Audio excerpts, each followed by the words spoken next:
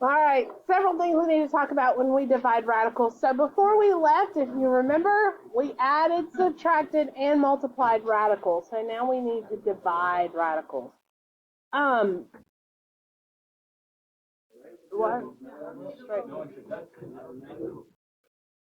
What? What y'all want to do? Dance or something before we do it? Brain break. We haven't used our brain.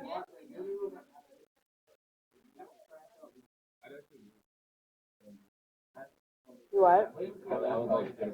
You would start dancing? Do I have to play a certain song? What? Oh, see the eclipse on the other side, isn't it? Or is it us first?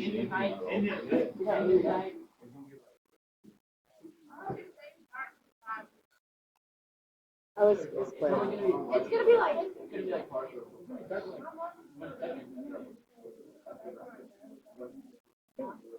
It's district wide.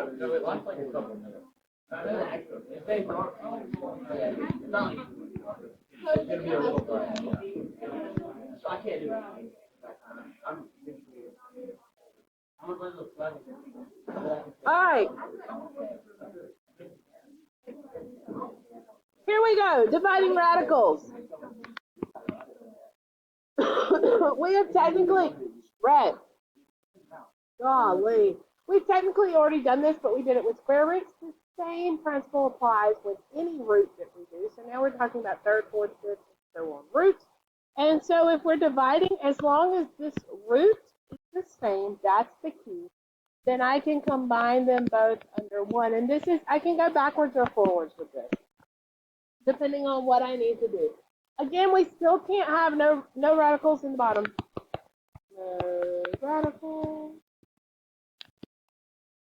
in the bottom.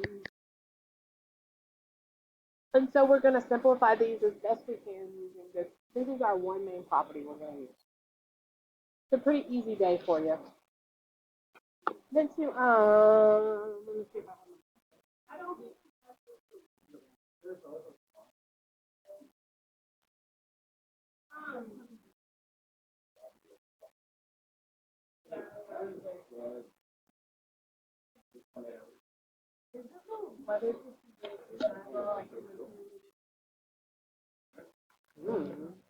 Today?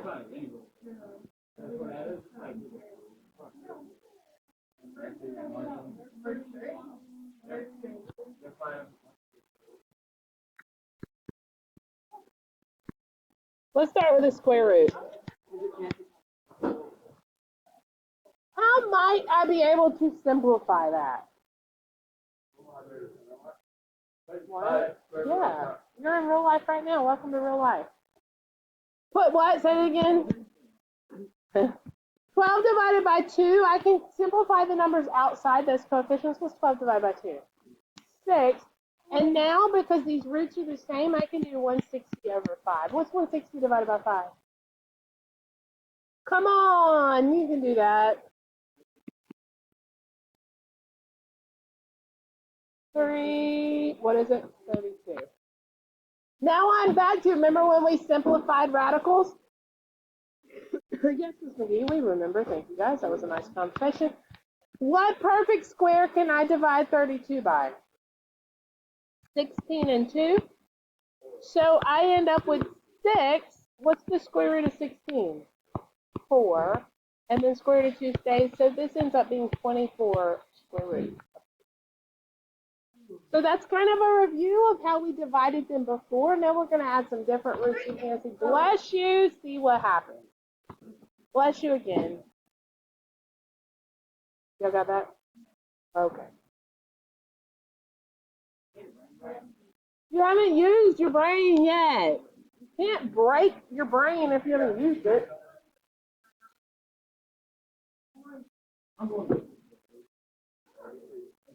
Y'all are so squirrel today. Okay. Try this one.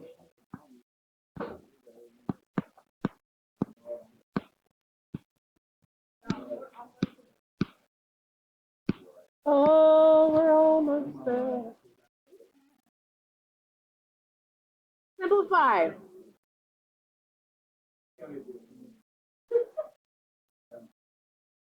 Simplify, simplify, simplify.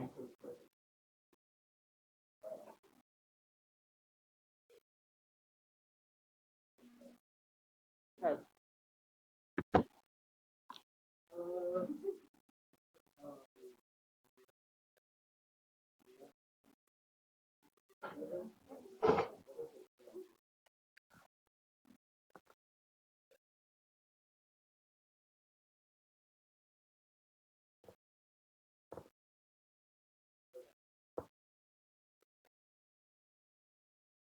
Yes, yes, yep.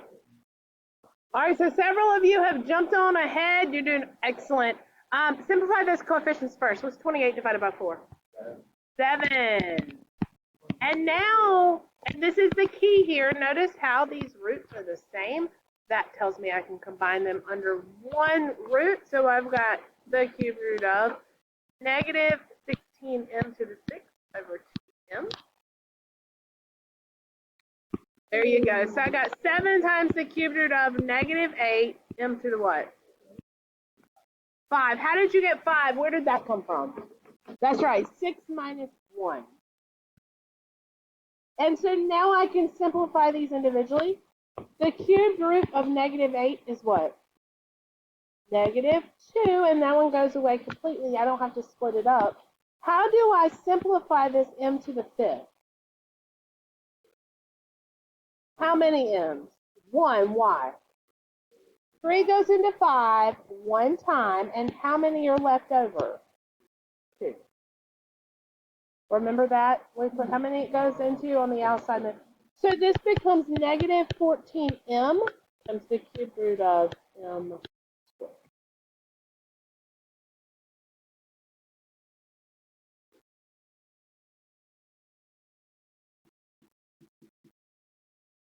Shall we do another? We hadn't done rationalizing yet. What's wrong with y'all? One more of these and then we'll.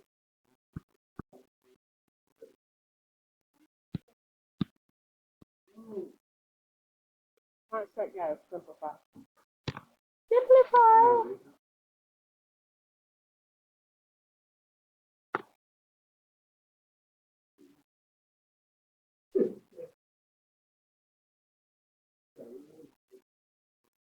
What? Who's racist?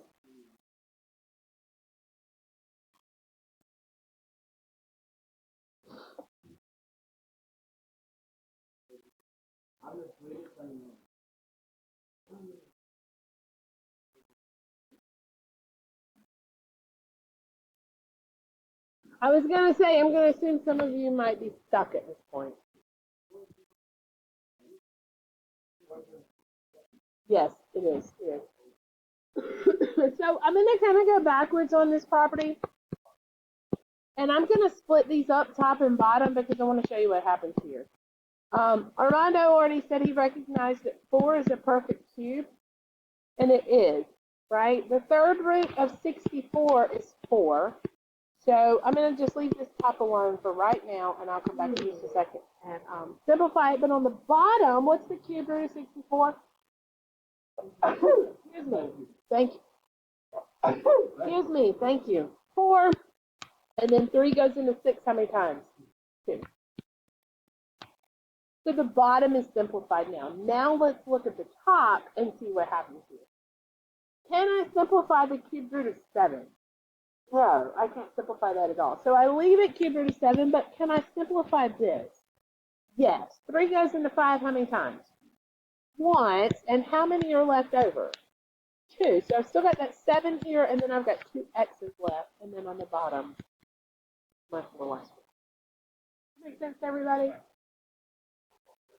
Y'all say yeah. All right, let's talk about what we do if the denominator has a radical in it. Like what would happen if that radical didn't go away in the bottom and I end up with 1 down? We rationalize, that's exactly right. All right, radical in the bottom.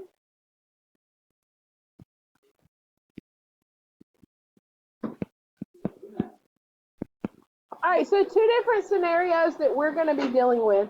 Scenario number one is there is a monomial. What's monomial mean? One term. So in the bottom, maybe it's the square root of x or the fifth root of y squared, but whatever it is, it's just one radical in the bottom, okay? Scenario number two, and I'm going to skip some space because I'm going to tell you what to do for each one. Scenario number two is a binomial in the bottom.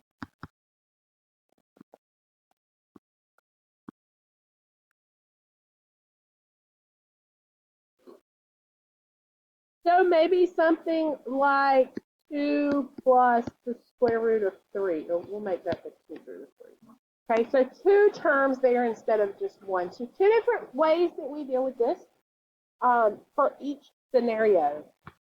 If I have a monomial in the bottom, then all I have to do is multiply the top and bottom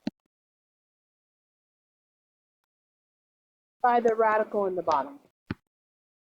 Again, we've done this, we just did it with square roots and not with different roots like cube root, fourth root, fifth root, and so on. That's for monomial. So now if I'm binomial, and you might remember what we did with this, if this was 2 plus the square root of 3, what did we multiply by? It's a big fancy word that starts with a C. It is C-O-N something. What'd you say? No, what'd you say? Conjugate. Conjugate. I thought that's what you said. I said, what'd you say? You're like, no, it's wrong.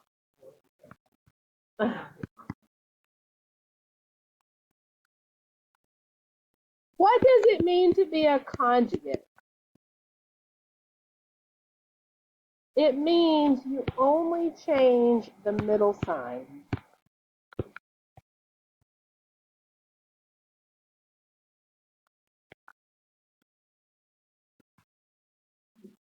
So what's the conjugate of 2 plus cube root of 3?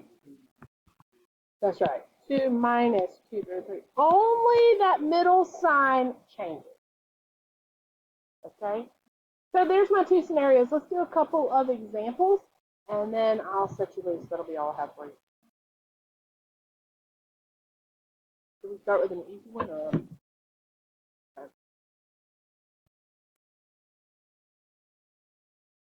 Because it's math.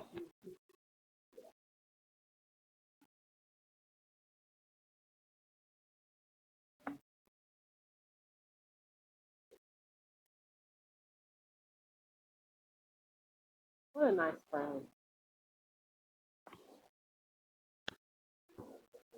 All right. We'll start easy.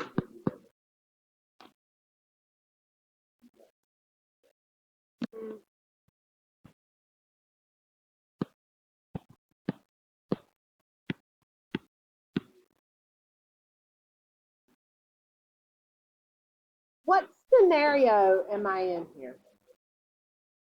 Monomial, because I'm only looking at the bottom, right? So I'm in scenario number one. So what do I need to multiply the top and the bottom by? The square root of 2. That's exactly right. All right, so I got square root of 2 and square root of 2. But here, there's multiple things in the top, so I'm going to have to distribute. So watch what happens. What's square root of 8 times square root of 2? Square root, there you go. I'm gonna write it this way and then I'll. What's square root of 2 times square root of 2? Okay. How about on the bottom?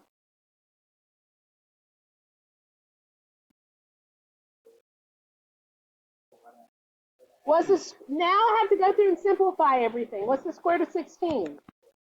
What's the square root of 4? 4 minus 2 is 2. That's exactly right. Crank it up a little bit.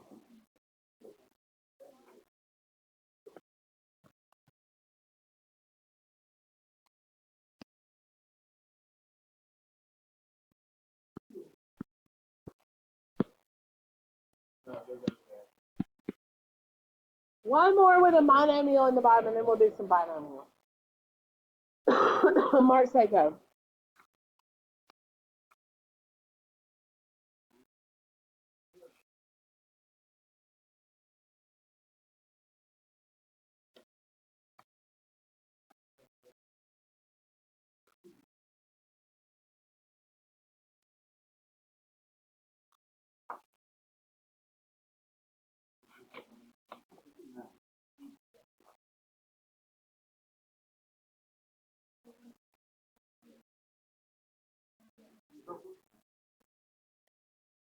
What do you multiply top and bottom by? Square root of 12. That's exactly right. Now, if you're advanced with your radicals, you could simplify that 12 first and just multiply the top and the bottom by square root of 2, or square root of 3, sorry. But we'll leave it there. We'll leave it there. We'll keep going this way. All right, so it distributes to everything up top. So I get 3 times the square root of what? 24 plus the square root of what? There you go. Over 12. Now simplify each one of these. 24 breaks up what and what?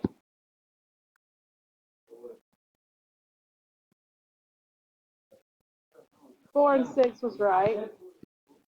Which is 2 root 6, right? So I got 3 times 2 times the square root of 6. Plus, how about 72? Bigger. 36 and 2? 6 square root of 2?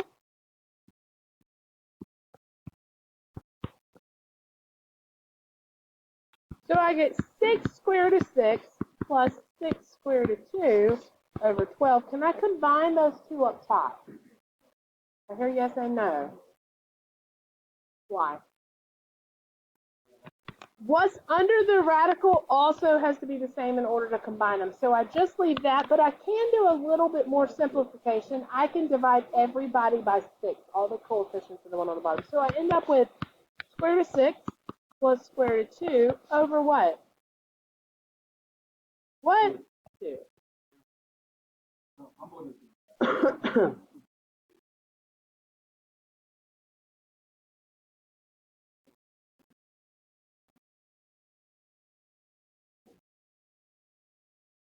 Let's do one more. Let's do one with the binomial on the bottom. Absolutely. Simplify.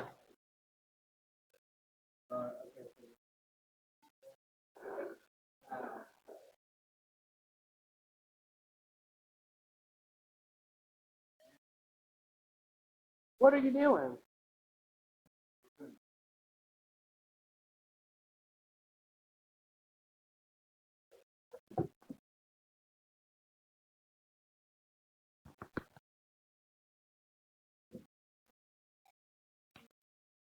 Yes, that's exactly right. Because now I am in a binomial situation. So we have to FOIL. That's exactly right. We've got to FOIL top and bottom here. So this is kind of an involved problem here. So I'm going to go 6, 7. Minus 6 times the square root of 7. Plus 2 times the square root of 7. Oh, what? What? That's not true. So this becomes 2 times the square root of 7 times the square root of 7, which is 2 times 7.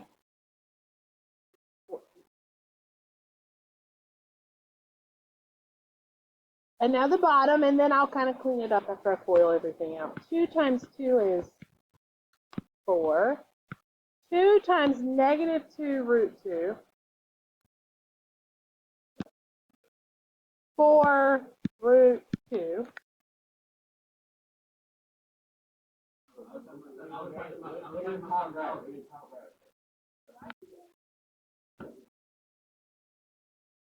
Which one? I'm taking the first one right now. Right now I just have, this 2 here, and then to the second one.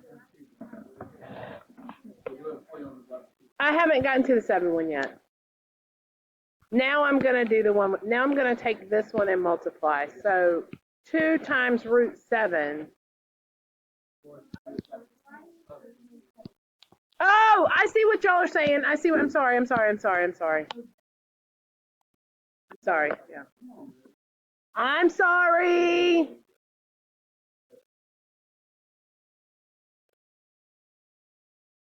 All right. And then mine.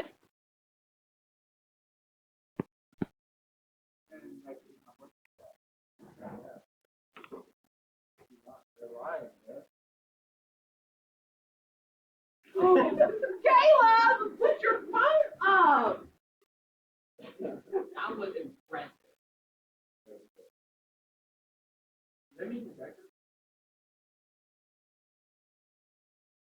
All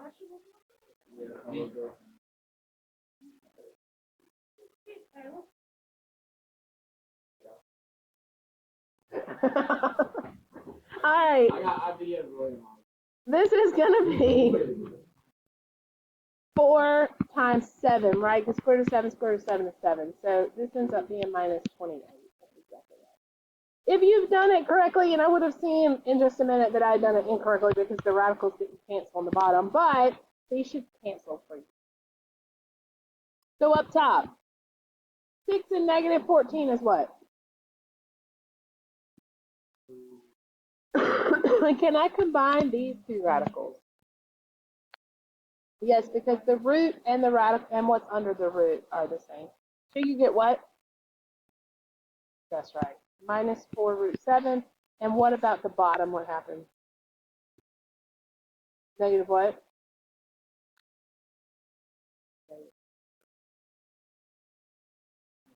Can I simplify everything?